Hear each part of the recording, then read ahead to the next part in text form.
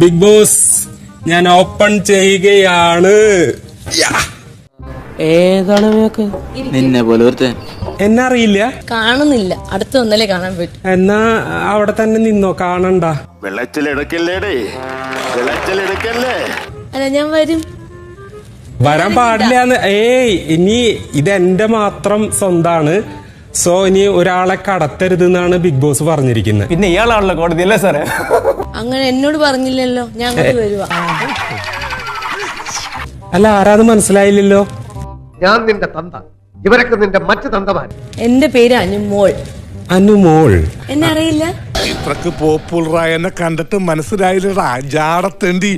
കണ്ടിട്ടുണ്ട്, പക്ഷെ നമ്മൾ നേരിട്ടല്ലേ കാണുന്നേ. സ്ക്രീനിൽ വേറെ അനുമോളെയാണ് ഞാൻ പ്രതീക്ഷിക്കുന്നത്. തടിയൊക്കെ ഉള്ളല്ലേ? അങ്ങനെയല്ല, സംതിങ് ഡിഫറെന്റ്. നേരിട്ട് കാണുമ്പോ സ്ക്രീനിൽ കാണുന്ന അത്ര ഭംഗി അല്ലെങ്കിൽ സൗന്ദര്യം ഇല്ല.